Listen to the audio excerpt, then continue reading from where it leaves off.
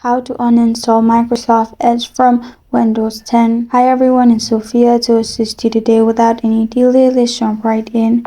First, open Microsoft Store and install Wise Uninstaller app. You'll find this kind of screen pop up. Open the app after you download it, and here scroll down till you find Microsoft Edge.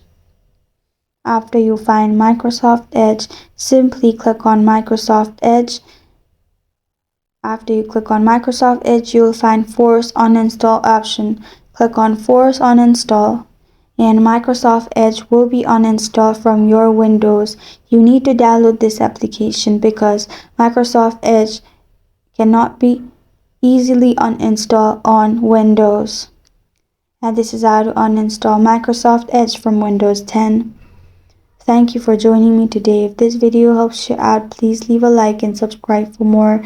Got a question or want to suggest a topic? Comment below. I am Sophia signing off until next time.